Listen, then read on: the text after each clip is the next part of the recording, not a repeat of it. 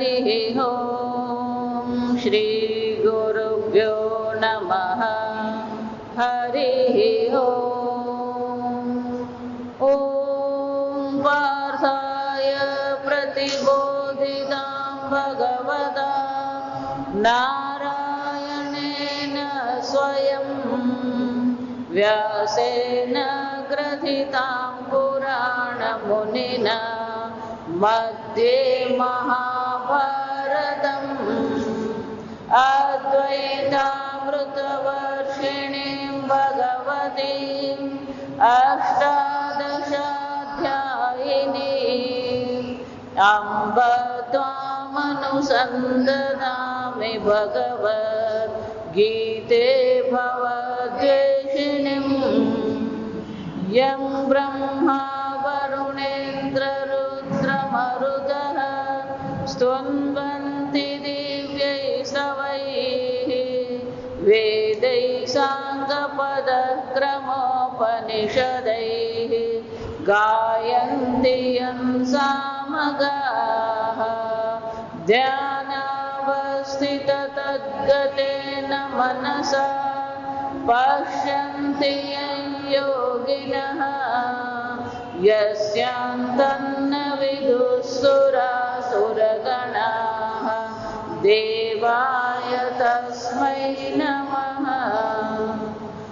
ॐ सहना भवतु सहनौ भुनक्तु सह वीर्यं करवावहै तेजस्विनावधीतमस्तु मा विद्विषावहै।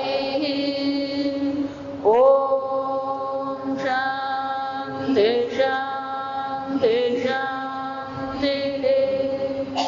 श्लोक नंबर 61। तानि सर्वाणि संयम्य युक्त आसीत मत्परः वशे हि यस्येन्द्रियाणि तस्य प्रज्ञा प्रतिष्ठिता ध्यायतो विषयान् पुंसः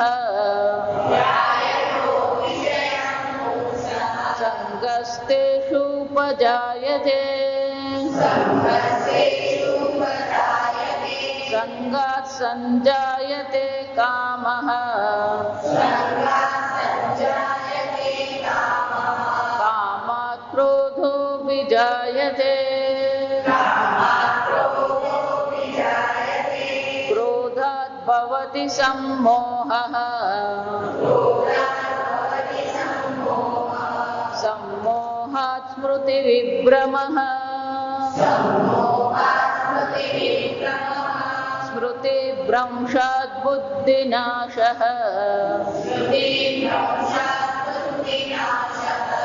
बुद्धिनाशात् प्रणश्यति रागद्वेषवियुक्तैस्तो विषयानिन्द्रियैश्चरन् आत्मवश्यैर्विधेयात्मा आत्मवश्यैर्विधेयात्मा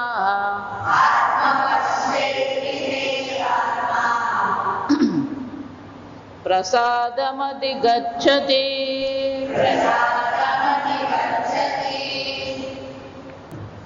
वशे हि यस्य इंद्रियाणि तस्य प्रज्ञा प्रतिष्ठिता। गમે એટલું જ્ઞાન હોય, ગમે એટલું સમૃદ્ધિ હોય, જો ઇન્દ્રિયો પર નિયંત્રણ નથી તો વ્યવહારિક જગતમાં પણ એને શાંતિ કે સુખ મળવાની શક્યતા નથી અને પારમાર્થિક જગતમાં પણ એની બુદ્ધિ આત્મતત્વમાં નિષ્ઠ થઈ શકે એમ છે જ નહીં। અને એટલે ભગવાન શું કહે છે? વશેહિ યસ્ય ઇન્દ્રિયાણિ। જા વિચાર, આપણી ઇન્દ્રિયો પર આપણું નિયંત્રણ હોવું જોઈએ, પણ પણ ધારો કે નથી. અથ ઇદાનીમ પરા ભવિષ્યતઃ. તો શંકરાચાર્ય શબ્દ બહુ સરસ વાપરે. પરાભવ. પરાભવનો અર્થ શું થાય? હારી જવું, પરાજય થવો. આપણે ગુજરાતીમાં એ શબ્દ છે. પરાભવ એટલે શું કહેવાય? પરાજિત થવું. ઇદાનીમ એટલે કે હવે ભગવાન આપણને દર્શાવી રહ્યા છે કે જ્યાં ઇન્દ્રિયો સામે હારી જાય છે. ઇન્દ્રિયોને પોતાના વશમાં કરે છે. જીતેન્દ્રિય, એને શું કહેવાય? જીતેન્દ્રિય. ઇન્દ્રિયો પર એનું પોતાનું નિયંત્રણ છે. આ કોણ છે? પરાભવિષ્યતઃ.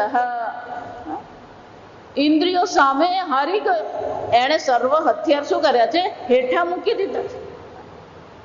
પરાભવિષ્યતઃ સર્વ અનર્થ મૂલમ ઇદમ ઉચ્યતે. એક અને બે અનર્થ નહીં. શંકરાચાર્ય શું કહે છે? સર્વ અનર્થમ. ઇન્દ્રિયો સામે પોતાના હથિયાર હેઠા મૂકવા, ઇન્દ્રિયો સામે હારી જવું, એ શું છે? સર્વ પ્રકારના અનર્થ, સંતાપ, દુઃખનું મૂળ છે.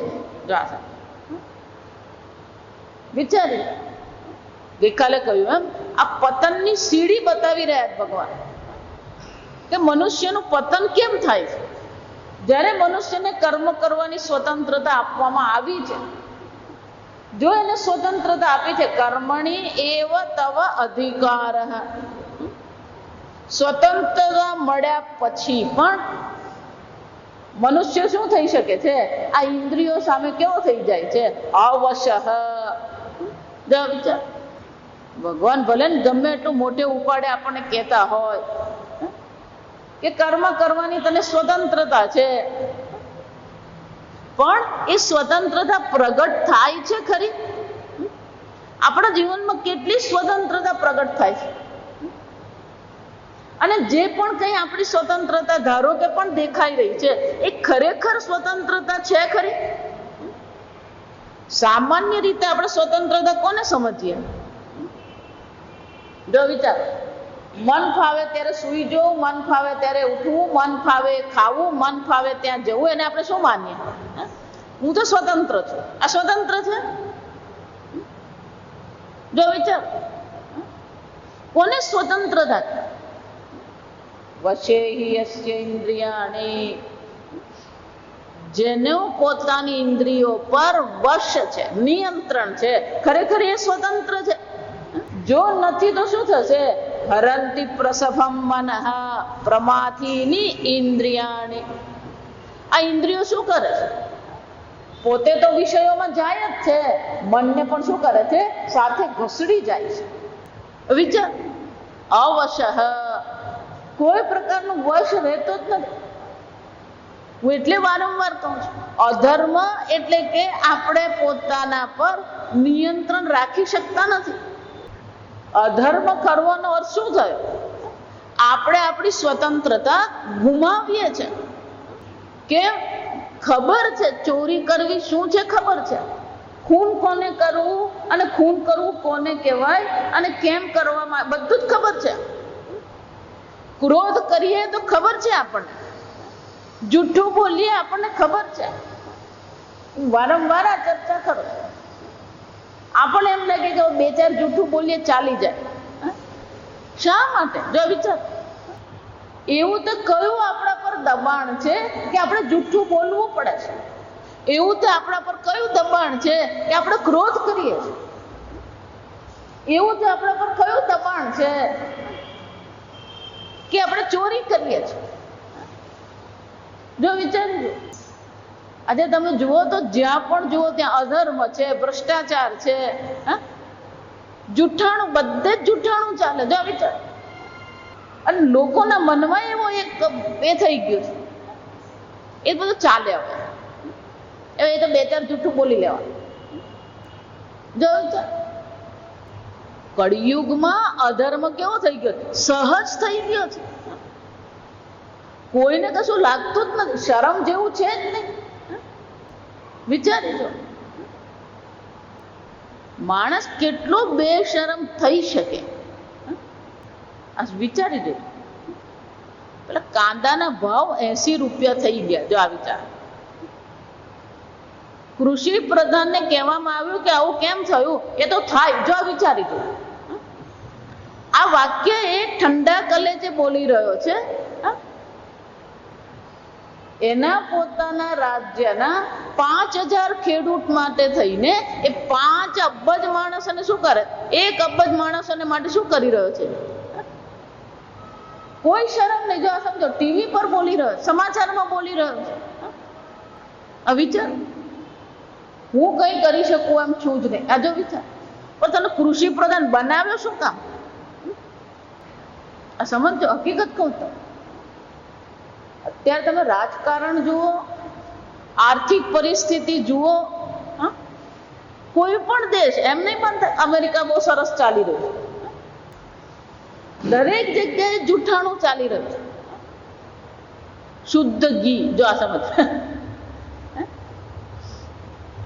ઘી એમ કહીએ ને, જો આ સમજ, ખાંડ એમ કહીએ તો પછી ત્યાં શું હોવાનું?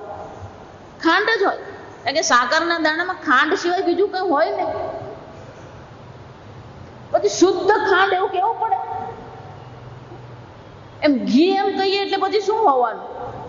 ઘી જ હોય. પણ ડબ્બા પર લખે, શું લખે? શુદ્ધ ઘી, શુદ્ધ ગાયનું ઘી. આપણા દેશમાં તો હજી થોડું ઘણું સારું છે. આ સમજ, થોડું ઘણું. પરદેશની તો કોઈ ખાવાની વસ્તુ લેવા જેવી જ નથી. હકીકત તો પરદેશનું ઘી કહો કે પરદેશના ચીઝ કહીએ, કે પરદેશના શાકભાજી કહીએ, કે પરદેશના તરબૂચ કહીએ, હું તમને વાત કરું ને તો તમને ખાવાનું નહીં ભાવે એવી હાલત છે. આ સમજો, સહજ છે. અધર્મ શું છે? સહજ બની ગયો, જ્યાં જુઓ ત્યાં. પણ એ કેવું છે? કોને કારણે છે? પરાભવિષ્યત, જે ઇન્દ્રિયો સામે ઘૂંટણ ટેકી દે છે. આ તો આમ જ હોય. ભગવાન કહે છે, તું જો એમ માનતો હોય કે આ આમ જ હોય તો પછી આને માટે પણ તૈયારી રાખવાની. સર્વ અનર્થ મૂલમ.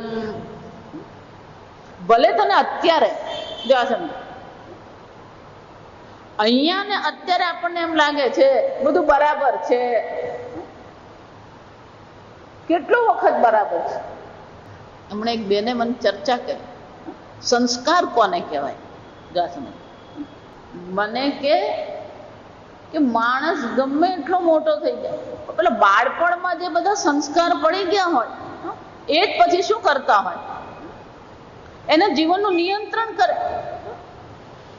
એમણે એમના દીકરાનું દ્રષ્ટાંત આપ્યું કે મારો દીકરો નાનો હતો, એને ખબર નહીં કંઈક કેવા પૂર્વજન્મના સંસ્કાર હશે કે એને ગણપતિ માટે આસક્તિ. કારણ કે અમારા ઘરમાં કંઈ ને કંઈ કહીએ ને, એ ગણપતિ લઈ આવે ને ગણપતિ સ્થાપના કરે ને અમને બધાને આરતીમાં ઊભો રાખે.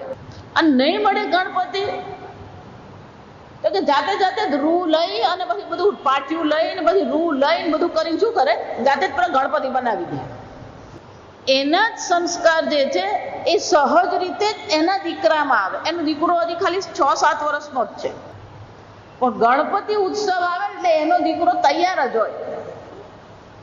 ખાલી 5 વર્ષનો છોકરો, જો વિચાર, તો બેંગ્લોરમાં રહે, ગયા વર્ષે જ્યાંથી ગણપતિને જે ભાઈ પાસે ગણપતિ લાવેલા ત્યાં જ એ આ લોકોને લઈ ગયો પાછો બજાર. મમ્મી આની પાસે જ આપણે ગણપતિ, એવા જ ગણપતિ એને ત્યાંથી પાછા લીધા. બાળપણમાં આપણે જે કર્યું છે એના શું છે? પેલા સંસ્કાર છે.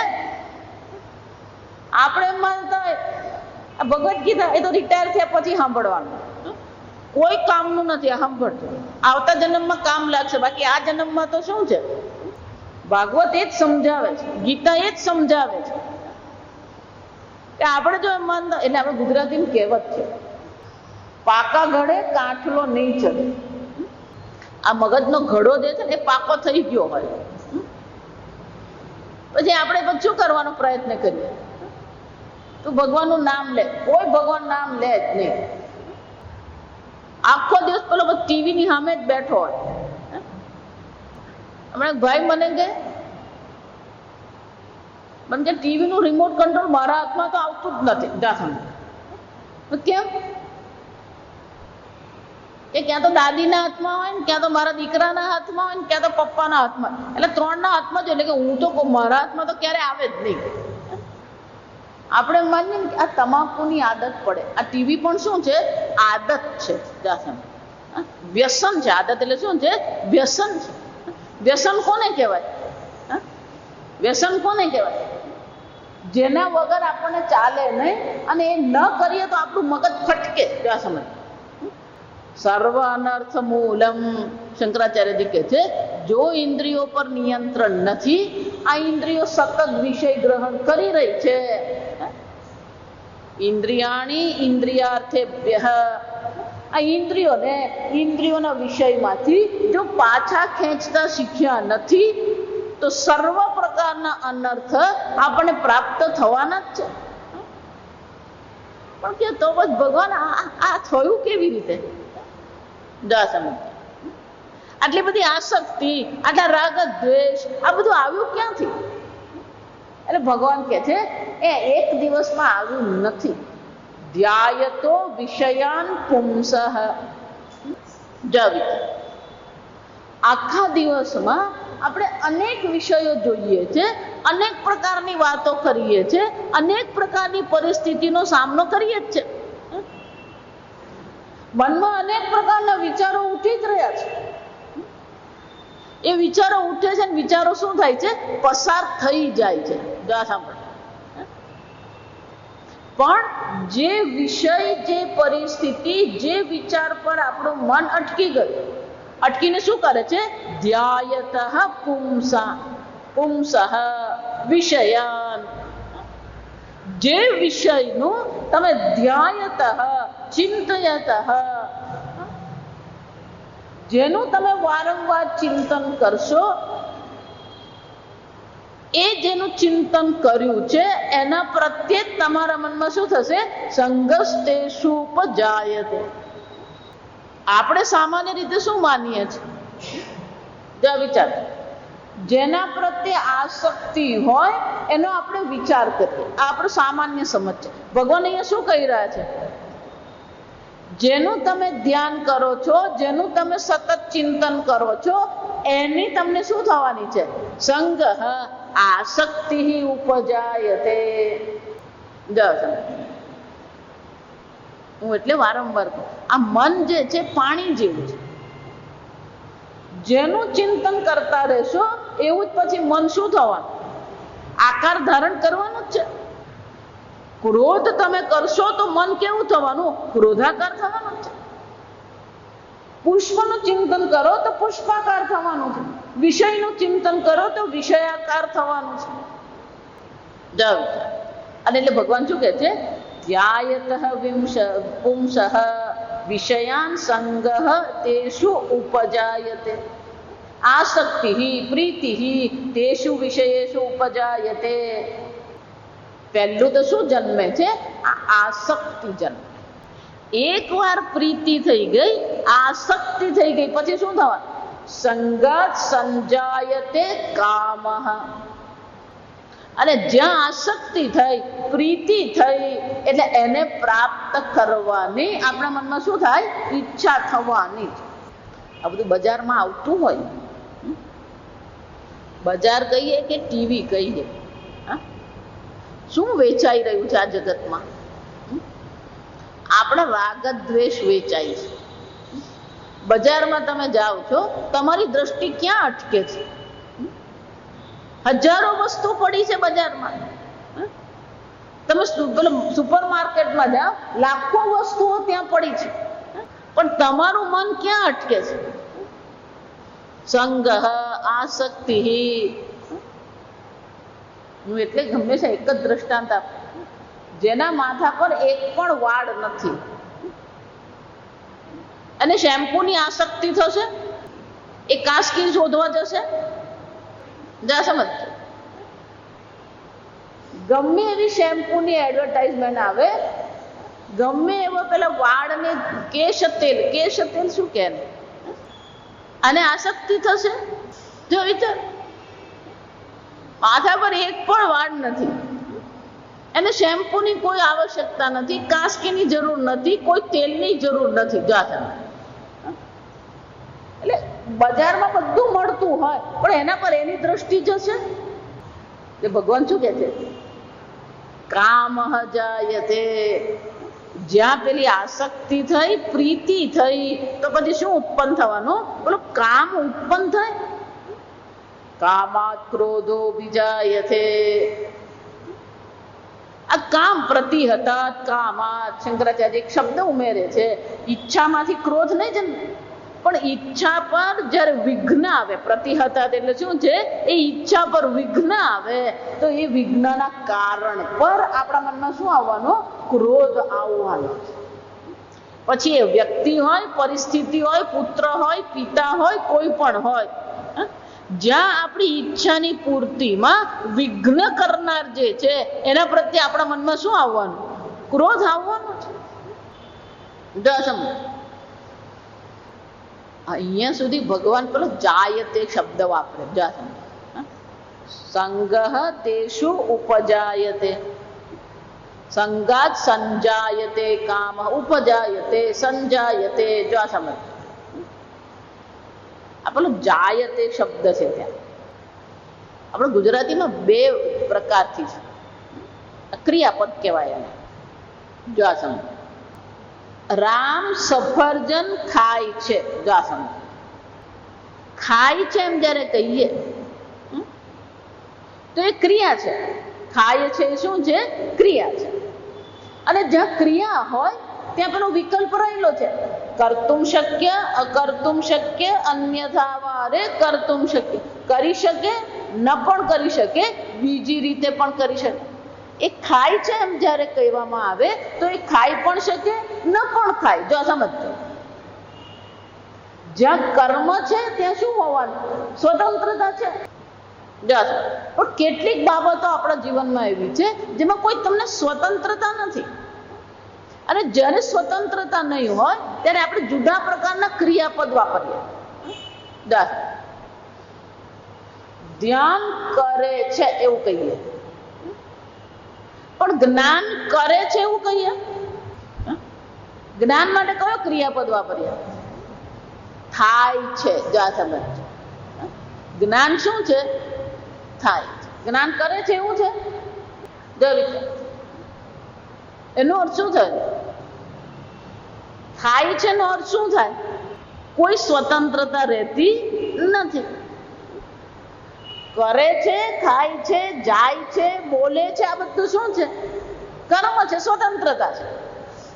પણ થાય છે એમ જો કહીએ એનો અર્થ શું થયો? આપણી પોતાની કોઈ સ્વતંત્રતા ત્યાં રહેતી નથી. એટલે ભગવાન અહીંયા કહે છે કામા ક્રોધો વિજાયતે. એનો અર્થ શું થયો? અહીંયા સુધી એક ક્રિયા છે. ક્રિયા છે એનો અર્થ શું થયો?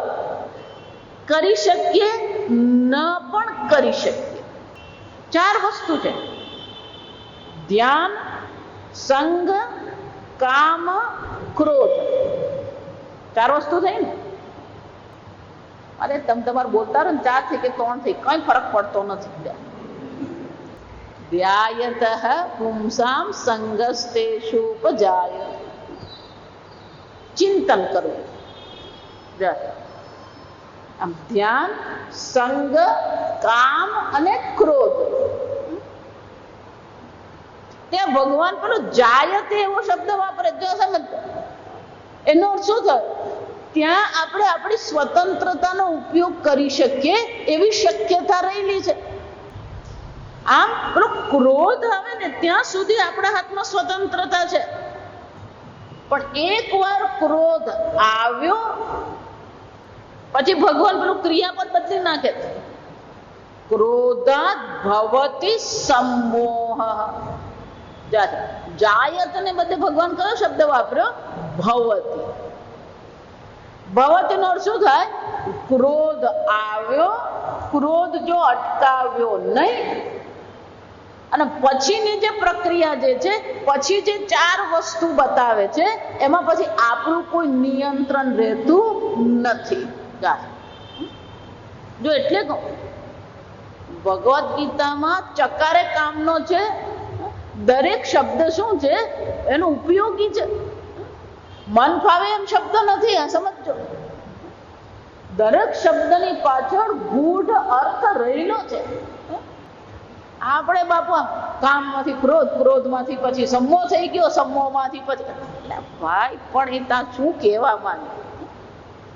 જાવ આજે કહી રહ્યા છે કશું નવું નથી, આપણું જીવન છે. એવું નથી કે આ સાંભળ્યા પછી આ થવાનું છે, આ થઈ રહ્યું છે આપણા જીવનમાં. આ પતનની પ્રક્રિયા જે છે, આ પતનની સીડી જે ભગવાન બતાવી રહ્યા છે એ રોજનું જીવન છે આપણું. રોજ આ હાલત આપણી થાય જ છે. પેલો છોકરો રમતા રમતા ગ્લાસ પાડી નાખે, બાપાડાનું આવી જ બને. જો આ સમજો, જો વિચાર. પણ જમાઈ રાજ આવે ને તોડે તો ગ્લાસ કઈ નહીં, રવા દો ને, તમે બેસો ને, તમે વાંધો નથી. અને પેલા છોકરાએ જો તોડ્યો હોય ને, એવો ધીબેડી નાખે બાપડાને, એવો ખખડાવે. જરા હાફ તૂટી ગયો હોય ને, સમજો. આ રોજની પ્રક્રિયા છે, નવું નથી. અહીંયા આપણે જ રોજનું જે કામ થઈ રહ્યું છે, રોજ આપણો જે વ્યવહાર થયો છે એની જ ભગવાન અહીંયા ચર્ચા કરી રહ્યા છે. જ્યાં આપણી ઈચ્છાની પૂર્તિ થઈ નહીં, ધારેલું થયું નહીં, એટલે આપણું મગજ ફટકે જ. તું 5 વાગે કેમ આવ્યો? નહીં આવે ને મરજી. હું કહું એટલે થવું જ જોઈએ. કોણે કહ્યું પણ થવું જોઈએ. જ્યાં આપણી ઈચ્છા, આપણો આગ્રહ, આ બધી વસ્તુ જ્યાં પ્રગટ થઈ ગઈ, પછી શું થવાનો? પેલો ક્રોધ આવવાનો જ. ભગવાન કે ક્રોધ પ્રગટ થયો ને ત્યાં સુધી તારી સ્વતંત્રતા છે. એકવાર ક્રોધ પ્રગટ થઈ ગયો, કોઈ સ્વતંત્રતા રહેતી. ક્રોધાદ ભવતિ સમોહ. એટલે ગમ સામાન્ય પરિસ્થિતિમાં આપણા જે ભાષા છે, આપણા જે શબ્દો છે, આપણો જે વ્યવહાર છે, અને ક્રોધ આવે ને એટલે આખી બીજી ડિક્શનરી કહેવાય. એને શું કહેવાય? આખો બીજો શબ્દકોશ હાજર થઈ જાય. સામાન્ય પરિસ્થિતિમાં જે શબ્દકોશનો ઉપયોગ થતો હોય, અને પેલો ક્રોધ આવે ને પછી જે શબ્દકોશ હોય ને, એ જુદો શબ્દકોશ હોય. જો આ સમજો. અને એ શબ્દકોશમાં કેટલાક શબ્દો એવા હોય કે જે ડિક્શનરીમાં જોવા મળે નહીં. જો એ તમારી ડિક્શનરીમાં હોય. એટલા માટે ક્રોધ આવે ને પછી આપણા બાળકો હોય, માતા પિતા હોય, આપણી આસપાસના લોકો હોય, એ લોકોને આશ્ચર્ય થાય કે આ શું કરે છે. અને એને આપણે શાંત કરવાનો પ્રયત્ન કરીએ ને, તે પેલો વધારે ઉખડે. જો આ સમજો. એટલે પેલી શબ્દાવલી વધારે નીકળે. આ સમજો. કેમ? પછી કોઈ નિયંત્રણ નથી, સ્વતંત્રતા નથી. એટલે ભગવાન શું કે છે? સમોહ. આ મોહ શબ્દ આપણે આગળ જોઈ ગયા. મોહ વૈચિત્ય, જે છે એ જોવું નહીં, અને જે નથી એ જોવું. જા સમજો. અને મોહ કહેવાય. એટલે શંકરાચાર્ય શું કે છે? અવિવેક. કોઈ પ્રકારનો વિવેક રહેતો નથી. પછી એને સામે કોણ ઊભું છે, કઈ પરિસ્થિતિ છે, એમાં કેવો વ્યવહાર કરવો જોઈએ, કોઈ પ્રકારનો વિવેક એનામાં રહેતો જ નથી. કાર્ય અકાર્ય વિષય અવિવેક. શું કરવું જોઈએ, શું બોલવું જોઈએ, કોઈ પ્રકારનો વિવેક એનામાં રહેતો જ નથી. અને એકવાર અવિવેક આવી ગયો, મોહ થઈ ગયો, સમોહાત સ્મૃતિ વિભ્રમ. પછી એનું બધું જે જ્ઞાન છે, સ્મૃતિ એટલે જ્ઞાન. આ સમજો. એના જેટલા સંસ્કાર છે, એનો જે સ્વભાવ છે, સંસ્કાર છે, જ્ઞાન છે, આ બધી વસ્તુ શું થઈ જાય છે? શ્રુતિ વિભ્રમ. શંકરાચાર્યજી કહે છે, શાસ્ત્ર આચાર્ય ઉપદેશ આહિત સંસ્કાર જનિતાયા સ્મૃતે વિભ્રમ. ગુરુજી શું શીખવ્યું છે, શાસ્ત્ર શું ઉપદેશ કરે છે, આપણા સંસ્કાર શું છે, કોઈ વસ્તુ રહેતી જ નથી. જો આ વિચાર, એક વાર ક્રોધ આવે ને પછી બધા પૂર્વજન્મના સંસ્કાર બહાર નીકળે. આ સમજો, એ પૂર્વજન્મમાં પછી જે સંસ્કાર પડેલા હોય, એટલે ક્રોધમાં આવે ને માણસ પછી એ કયા પ્રકારનું વર્તન કરે ને કહેવાય જ નહીં. એ ગધેડાની જેમ ભૂકે ખરો ને કૂતરાની જેમ ભૂકે અને સાપની જેમ ડંખે મારી જાય. જો વિચાર, એ પછી કયા પૂર્વજન્મના સંસ્કાર નીકળે ને ખબર નહીં પડે. આ બધે ફરી જ આવેલા છે આપણે. પછી કૂતરો કઈ, બિલાડી કહે ને સાપ કહીએ ને ગધેડો કઈ, બધામાં શું કરેલું છે? પુનરપી જનનમ પુનરપી મરણમ પુનરપી જનની જઠરે શયનમ. આ 50 વર્ષ ને 25 વર્ષથી મનુષ્ય શરીરમાં રહીએ છે, એના પહેલા ક્યાં ક્યાં ફરી આવ્યા એ તો શું છે, એ ઉપરવાળાને જ ખબર છે ને આપણને ખબર નથી ને. એ સારું જ છે આમદમાં. સમજો, પછી કયા સંસ્કાર ક્યારે પ્રગટ થાય કઈ ખબર નથી પડતી. જો વિચાર, એટલે આગળ કહ્યું ને વિપશ્ચિત, ગમે એવો મેધાવી છે, જ્ઞાની છે. જો વિચાર, પણ ક્રોધ આવે પછી બધું જ્ઞાન એનું શું થઈ જાય છે, નિષ્ફળ છે. જો સમજ, ગમે એવો ડાયો માણસ હોય પણ એક વાર ક્રોધ આવે, ભગવાન શું કહે છે, સ્મૃતિ વિભ્રમ, કોની સામે શું બોલવું, શું કરવું, કોઈ પ્રકારનો વિવેક એનામાં રહેતો જ નથી. અહીંયા બોલતા નથી શંકરાચાર્ય, આ પછી બોલશે કે ક્રોધ આવે ને ગુરુમાં પી આક્રોશ હતી, પણ ગુરુને ખખડાવી આવે. જો સમજો, આ તમને નહીં સમજ પડતા બેહો શાંતિથી, આપણો ગુરુને ખખડાવી આવે એટલે એ ગુરુનો પણ શું બની જાય, આપણો ગુરુ બની જાય. જો સમજ, વિચાર, અવિવેક, કોઈ સ્મૃતિ રહેતી જ નથી એના. સ્મૃતિ ઉત્પત્તિ નિમિત્ત પ્રાપ્ત અનુપપત્તિ. જ્યારે એ સ્મૃતિ, એ સંસ્કારની આવશ્યકતા છે ત્યારે જ એ બધી સ્મૃતિ શું થાય છે, અનુપપત્તિ, એનો ઉપયોગમાં આવતી જ નથી. એને જે શીખવવામાં આવ્યું છે, એને જે કહેવામાં આવ્યું છે, એને જે સંસ્કાર આપવામાં આવ્યા છે, આ બધા સંસ્કાર એને માટે શું છે, જાણે કે બધા અનુપપત્તિ, એની ઉત્પત્તિ થતી જ નથી. સ્મૃતિ ભ્રંશાત બુદ્ધિનાશ. અને જો કાર્ય અને અકાર્યનો વિવેક જ રહ્યો નથી, સ્મૃતિનો વિલોપ થઈ ગયો છે. કાર્ય અકાર્ય વિવેક અયોગ્યતા અંતઃકરણ બુદ્ધે નાશ ઉચ્યતે. એની બુદ્ધિ પણ શું થઈ જાય છે, નાશ પામે છે. આમ પેલી સ્મૃતિ રહેતી નથી, સ્મૃતિનો નાશ થવાથી બુદ્ધિનો પણ શું થઈ જાય છે, નાશ થઈ જાય છે. અને બુદ્ધિનો નાશ કોને કહેવાય? શંકરાચાર્ય શું કહે છે, કાર્ય અકાર્ય વિષય વિવેક અયોગ્યતા.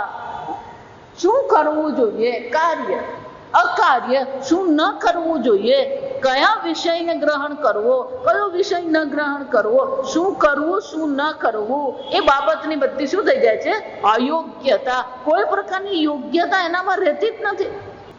જો વિચાર, બુદ્ધિ એટલે ફક્ત જ્ઞાન છે એમ નહીં, ત્યાં વિવેક છે, સમજદારી છે, પણ પછી કોઈ સમજદારી, કોઈ વિવેક રહેતો જ નથી. અને એટલા માટે ભગવાન કહે છે એની બુદ્ધિનો પણ શું થઈ જાય છે, નાશ થઈ જાય છે. અને જો બુદ્ધિ જ નહીં રહી, તો આ સમજો, બુદ્ધિનાશાત પ્રણશ્યતિ. બુદ્ધિ જ જો રહી નહીં તો પછી એ મનુષ્ય રહેવાનો. મનુષ્ય કોને કહેવાય? જો વિચાર, જ્યાં વિવેક છે, જ્યાં સભ્યતા છે, જ્યાં વ્યવહાર છે, જ્યાં ધર્મ છે, એને મનુષ્ય કહેવાય. જો સમજો, કેટલાક લોકોને આ ક્રોધની પણ આદત પડી જાય.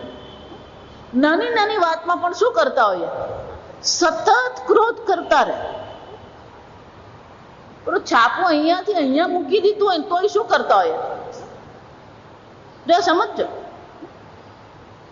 આ ક્રોધ પણ એક પ્રકારનું વ્યસન થઈ જાય. પેલો ક્રોધ કર્યા વગર રહે જ ને. અને જે હાથમાં આવે ને બાપડાને એવો ખખડાવે, એવો ખખડાવે, બીજી વાર સામે આવે જ નહીં. જો સમજો, પેલો ગલીમાં સામેથી આવતો દેખાય ને તો એ પાછો ફરી જાય. શા માટે આટલો બધો ક્રોધ? વિચારો. આજકાલના તો પેલા પિતાજી એવા, પહેલા એવું જ હતું. પેલા પિતાજી આવતા એટલે મમ્મી તરત જ તું અંદર જા તો અત્યારે તો વાઘ આવી રહ્યો છે. જો વિચાર, પેલા બાબડાને પ્રવાસે જવું હોય, પપ્પાને વાત કરવાની હોય, પણ મમ્મી શું કે અત્યારે બોલતો જ નહીં, હું તને કહું ત્યારે કે છે. એટલે પપ્પા છે, પપ્પા કોને કહેવાય? પિતાજી કોને કહેવાય? મુક્તપણે જ્યાં આપણે વર્તન કરી શકીએ, જેની સાથે આપણે લાડ કરી શકીએ, પ્રેમ કરી શકીએ, રમી શકીએ, એને પિતાજી કહેવાય. પેલી માને પણ હાચો તું જા તો રૂમમાં જા, સમજ રાક્ષસ આવી રહ્યો રૂમમાં જા. ઓફિસમાં એવું જ હોય, ઘરમાં નહીં, ઓફિસમાં એવું જ હોય. પેલો આમ શેઠ આવે એટલે તો બધા અંદર આમ ટાઈટ થઈ જાય, જા સમજ. એટલે માણસ જ આવ્યો છે, રાક્ષસ નથી આવ્યો. બધા એનાથી ગભરાય, જા સમજ. કોઈ એનાથી ગભરાતું નથી, કોઈ નોકરી ગુમાવી નથી ને એટલે શું કરતા હોય છે, જા સમજ. એને પછી મોકો મળે ત્યારે પછી બરાબર સંભળાવી જ દેતા હોય બધા. જો આ પ્રકારથી મોહ છે, મોહને કારણે સ્મૃતિ ભ્રમ છે, સ્મૃતિ નાશ થઈ ગયો તો બુદ્ધિનો નાશ થઈ ગયો, અને બુદ્ધિનો નાશ થયો બુદ્ધિ નાશાત પ્રણશ્યતિ. શંકરાચાર્ય બહુ સરસ કહે, તાવદેવ પુરુષ, ક્યાં સુધી આ માણસ છે, જો સમજો. તાવદેવ પુરુષ એટલે શું છે? તાવદેવ એટલે કે આટલે સુધી જ એ માણસ છે. યાવદ અંતઃકરણમ તદીયમ કાર્ય અકાર્ય વિષય વિવેક યોગ્યમ. જ્યાં સુધી શું કરવું જોઈએ, શું ન કરવું જોઈએ, એનો વિવેક જ્યાં સુધી એની બુદ્ધિમાં છે ત્યાં સુધી જ એ માણસ છે. તદ અયોગ્યત્વે નષ્ટ એવ પુરુષ.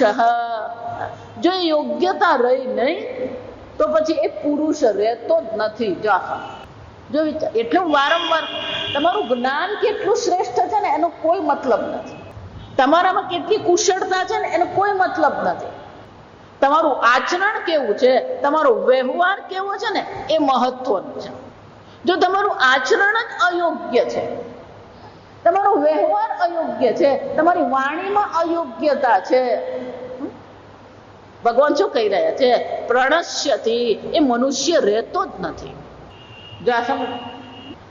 આચાર પરમમ ધર્મ. શ્રેષ્ઠ ધર્મ તો કયો છે? આચાર, આચરણ છે. આચર પરમમ તપ. શ્રેષ્ઠ તપશ્ચર્યા કઈ છે? આ આચરણ છે. આચાર પરમમ જ્ઞાનમ. આ આચરણ જ શ્રેષ્ઠ જ્ઞાન છે. આચારાત કિમ ન સિદ્ધ્યતિ.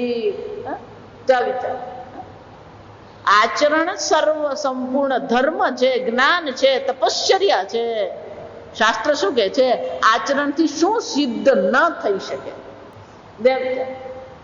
હું એટલે કહું, કોઈની નિંદા કરવી કે કોઈના પર ક્રોધ કરવાની કોઈ આવશ્યકતા નથી. જો વિચાર, સમજ, તમારો મિત્ર હોય, સંબંધી હોય, બાળક હોય, કોઈ પણ હોય, જ્યારે એ વ્યક્તિ ખોટું કરી રહી છે, અધર્મ કરી રહી છે, આગળ મેં કહ્યું એમ, એને તો ખબર જ છે કે આ ખોટું છે, ખોટું છે એને ખબર છે, છતાં એ કરી રહ્યો છે, તો એને ક્રોધની આવશ્યકતા છે કે તમારી સહાનુભૂતિની આવશ્યકતા છે? એને જ ખબર છે કે હું ખોટું કરું છું, એનો અર્થ શું થયો?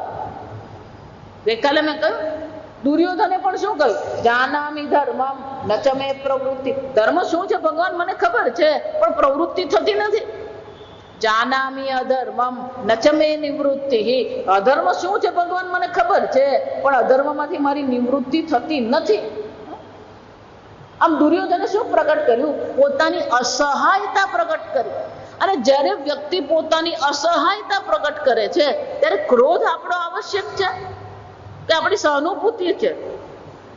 પણ સીધી સહાનુભૂતિ પ્રગટ નહીં કરાય, માર પડે, જો આ બધું ના ના ના, મને તારા માટે સહાનુભૂતિ છે, મને તારી દયા, એમ નહીં માર પડે. પેલો આમે ક્રોધ તો કરતો જ હોય, જા સમજો.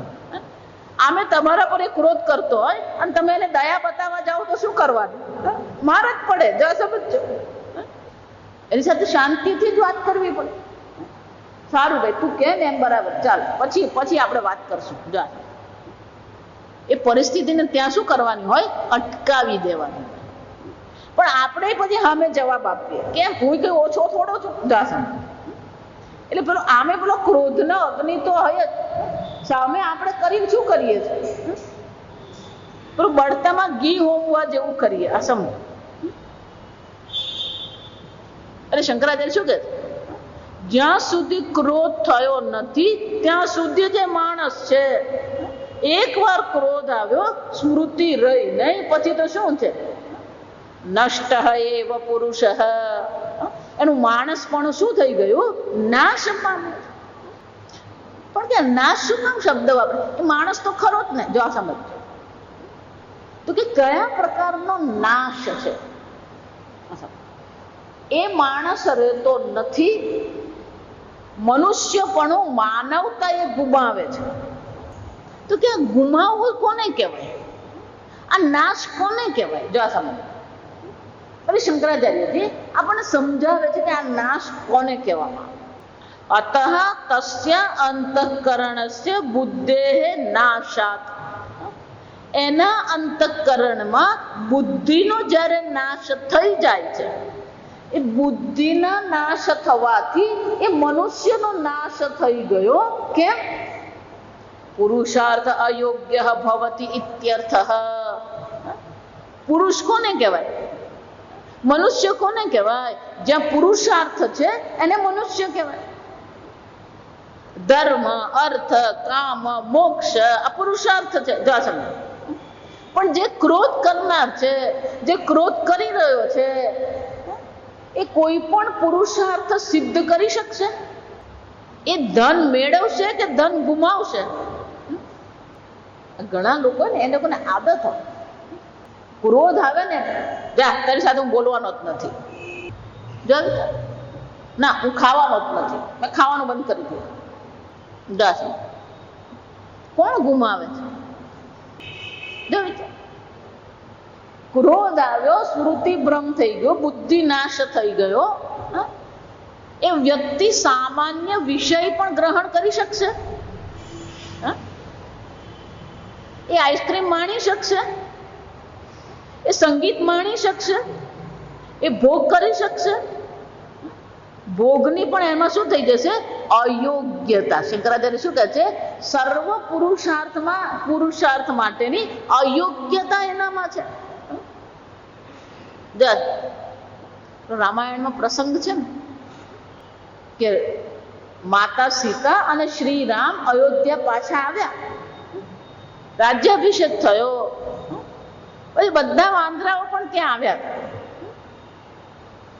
અને વાંદરાઓને અયોધ્યામાં બહુ લહેર પડી ગઈ કોઈ કશું કઈ બોલે જ નહીં જાસમ પેલા કુદાકૂદ કરે ને ઝાડ તોડે ને ફૂલ ખાય ને ફળ ખાય ને બધું કેમ અમારા રામને એમણે શું કર્યું હતું મદદ કરી હતી મા સીતાને લાવવા માટે મદદ કરી એટલે અયોધ્યામાં બધા વાંદરાઓને લહેર પડી ગઈ જા કોઈ કશું કે નહીં જા અને પછી બધા વાંદરાઓ પોતપોતાની કેવી રીતે યુદ્ધ કર્યું ને શું કર્યું પેલા અયોધ્યાવાસીઓને જાણવાની ઈચ્છા થાય શું શું કરેલું એટલે બધા શું કરતા હતા બધી જાત જાતની વાતો કરે અમે આમ કર્યું તું કુંભકર્ણે આમ કર્યું રાવણે આમ કર્યું મેઘદૂત બધું મેઘનાદે આમ બધા વાતો કરે એટલે આખો વખત પેલો અયોધ્યામાં ચર્ચા શાની થતી હતી પેલું વાનરોનું યુદ્ધ કેવું થયું એટલે એક વાર દરબારમાં બધા બેઠા હતા એટલે કોકે પૂછ્યું હશે કે હનુમાનજી તમે લંકા ગયેલા ત્યાં શું કરેલું એટલે હનુમાનજી લંકા ગયા પછી શું કર્યું ને બધી વાતો શરૂ કરી કે પછી હું ત્યાં ઉપર જળ પર બેઠો અશોક વાટિકામાં ગયો ત્યાં મા સીતા નીચે બેઠા હતા અને અશોક વાટિકામાં બધા પુષ્પ લાલ રંગના હતા જ્યાં પેલા લાલ રંગના કીધા એટલે મા સીતાએ તરત જ અટકાવી દીધું ના હનુમાન લાલ નતા સફેદ ફૂલ હતા એટલે હનુમાનજી શું કહ્યું ના ના મેં મારી આંખે જોયા ને બધા લાલ ફૂલ હતા એટલે સીતા માતાએ રામજી સામે જોયું એટલે રામજી કે શાંતિ રાખો શાંતિ રાખો એટલે રામ કે હનુમાન મા સીતાને આવી રીતે બંદી બનાવીને રાખે ને એને કારણે તારા મનમાં એટલો બધો ક્રોધ હતો કે ક્રોધને કારણે પેલા સફેદ પુષ્પ પણ તને શું દેખાતા હતા? પેલા લાલ દેખાતા હતા. એનો અર્થ શું થયો?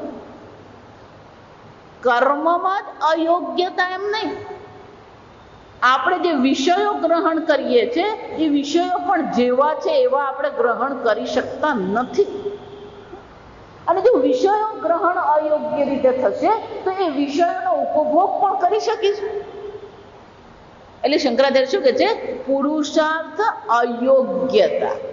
એને ધનની કમાણી થઈ શકશે કે ધન ગુમાવશે? જો આ ભોગ કરશે કે ભોગ ગુમાવશે? અને ક્રોધ કર્યો છે એટલે ધર્મની તો કોઈ ધર્મ પુરુષાર્થની તો કોઈ શક્યતા છે જ નહીં. જો ધર્મ શક્ય નથી, અર્થ શક્ય નથી, કામ શક્ય નથી, તો મોક્ષ તો શું થયો? બહુ દૂરની વાત થઈ ગઈ. જો આ સમજ. અને એટલે શંકરાચાર્ય શું કહે છે? એ માણસ પુરુષાર્થ યોગ્ય રહેતો નથી. અને જેનામાં પુરુષાર્થની યોગ્યતા નથી એટલે પછી મનુષ્ય કેવા છે? મનુષ્ય કોને કહેવાય? ખાધું પીધું લહેર કરી એટલે મનુષ્ય થઈ ગયા. નાનપણથી આપણે પેલી વાર્તાઓ સાંભળતા આવ્યા ને એટલે આપણા મગજમાં એક ઠોકાઈ ગયું છે. બધી વાર્તા સાંભળીએ ને, બધી વાર્તાને અંતે પેલું છેલ્લું વાક્ય શું હોય? અને પછી ખાધું પીધું ને રાજ કર્યું. ખાધું પીધું રાજ કર્યું, કોઈ પ્રકારની યોગ્ય ધર્મ નથી, અર્થ નથી, ભોગ નથી. અને ધર્મ અર્થ અને કામ નથી તો એને મનુષ્ય કહી શકાય? એટલે પેલો શ્લોક છે, સુભાષિત છે. ધારો કે ગધેડા પર સમજો લાકડા લાદવામાં આવે અને લઈ જાય.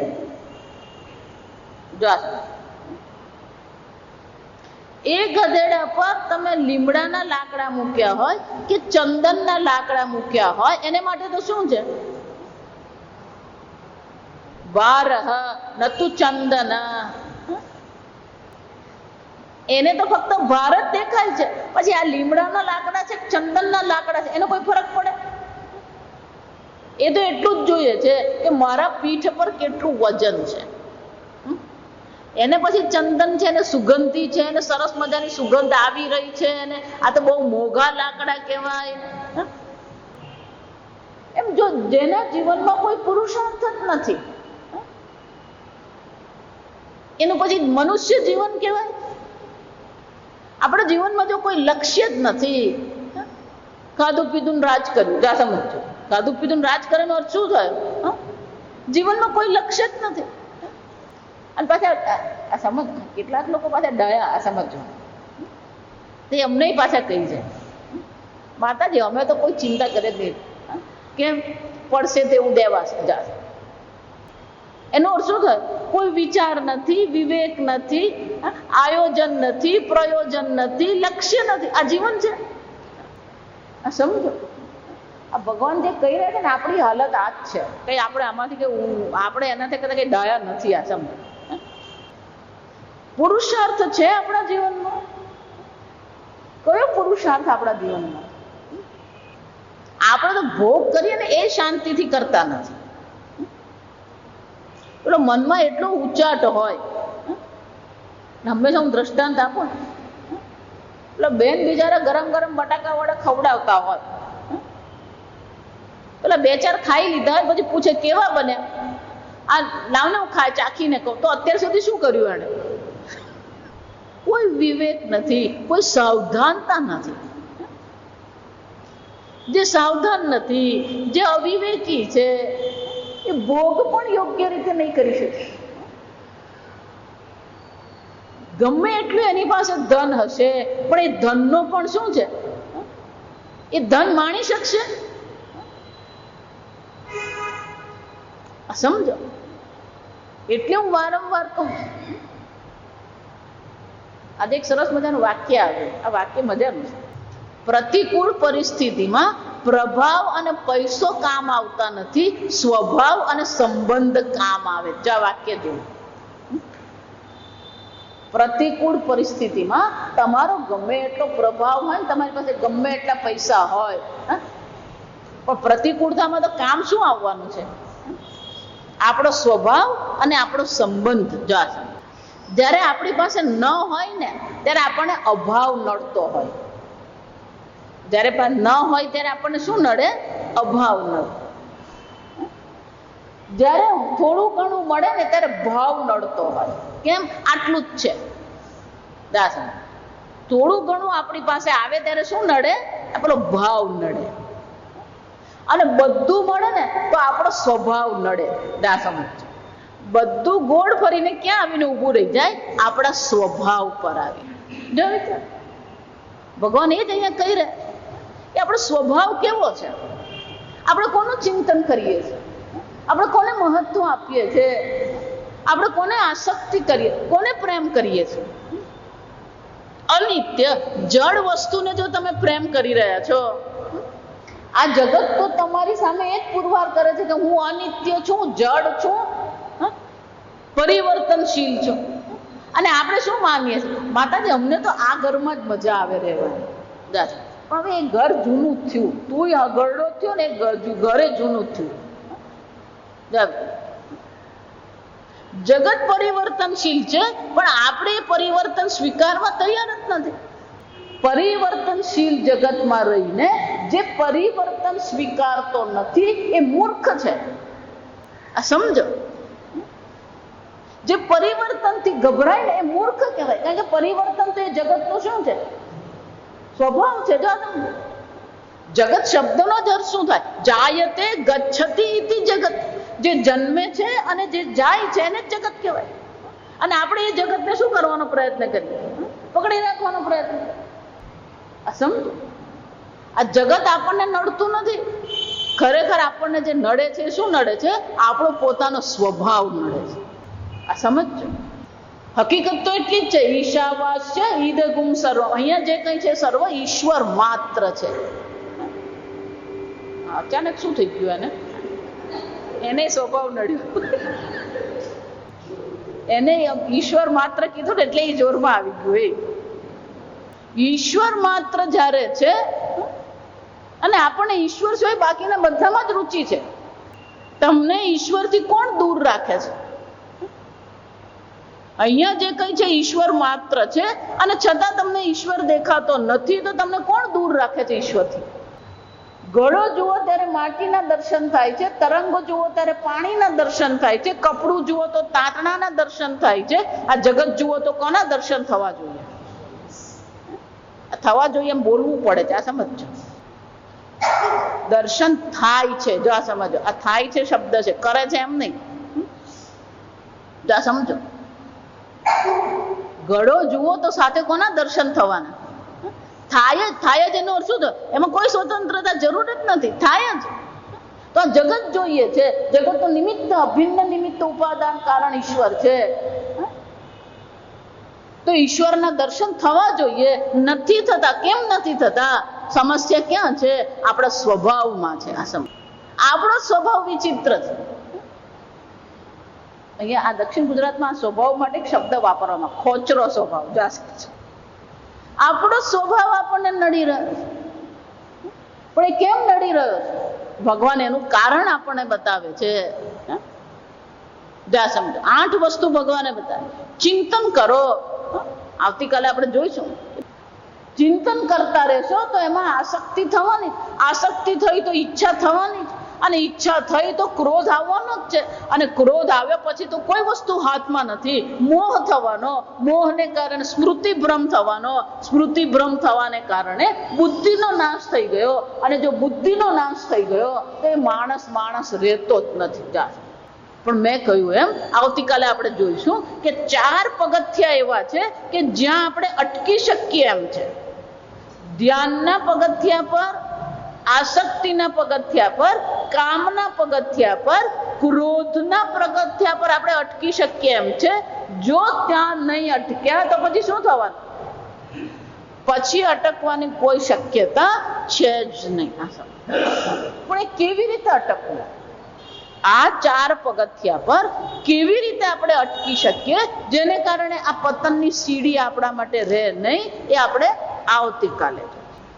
ઓમ સ્વસ્તિ પ્રજાભ્યઃ પરિપાલયન્તામ न्यायेन मार्गेण महीं महिषाः गोब्राह्मणेभ्यः शुभमस्तु नित्यं लोकाः समस्ताः सुखिनो भवन्तु काले वर्षतु पर्जन्यः पृथिवी सस्यशालिनी देशोऽयं क्षोभरहितः ब्राह्मणाः सन्तु निर्भयाः ॐ सर्वेषां स्वस्तिर्भवतु सर्वेषां शान्तिर्भवतु सर्वेषां पूर्णं भवतु सर्वेषां मङ्गलं भवतु सर्वे भवन्तु सुखिनः सर्वे सन्तु निरामयाः